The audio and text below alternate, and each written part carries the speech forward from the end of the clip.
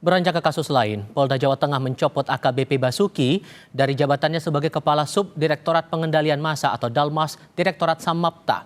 Pencopotan sebagai imbas dari kasus meninggalnya dosen Universitas 17 Agustus 1945 atau Untak Semarang, Dwinanda Linsia Levi. AKBP Basuki selepas dicopot dari jabatannya lalu dipindahkan ke pelayanan markas atau Yanmas Polda Jateng. Ia turut ditahan di rumah tahanan Polda hingga 8 Desember 2025. Kabid Humas Polda Jateng Kombes Artanto bilang pencopotan Basuki sebagai tindak lanjut atas temuan dugaan pelanggaran berat kode etik. Betul, AKBP Basuki dicopot sejak 21 November 2025 lalu. Jabatan yang kosong itu dihandle langsung oleh Dir Samapta. Kata Kabid Humas Polda Jateng, Kombes Artanto, seperti kami kutip dari kompas.com. Setelah ini lilin akan mati, teman-teman. Keluarga dosen Universitas 17 Agustus 1945 atau Untak Semarang mendesak polisi mengumumkan hasil penyelidikan, termasuk kejelasan ada tidaknya tindak pidana terkait kematian dosen Dwinanda Linsia Levi.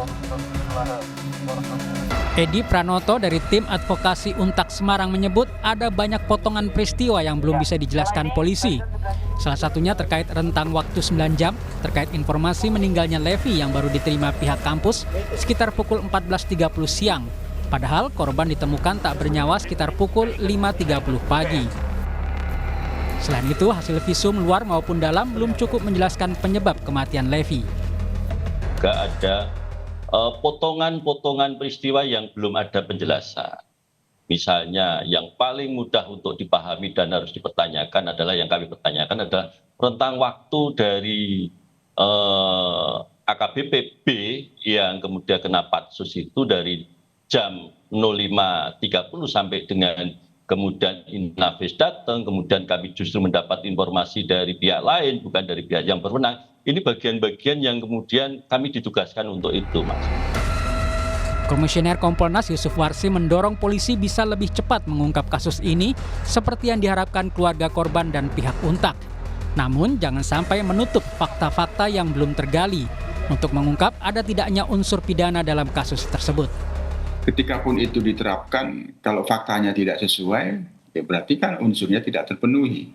Bisa jadi ada fakta lain. Nah, fakta lain itu kan melalui keterangan saksi, melalui pemeriksaan forensik terkait dengan analisis digital forensik CCTV, terkait dengan hasil otopsinya, itu kan harus dibuat garis koherensi yang kuat, apakah memang unsurnya kelalaian atau ada yang lain atau bukan peristiwa pidana, termasuk apakah ada ringkasan rekaman medis almarhum. Intinya kronologi peristiwanya ini kan harus benar tergambarkan fakta-faktanya.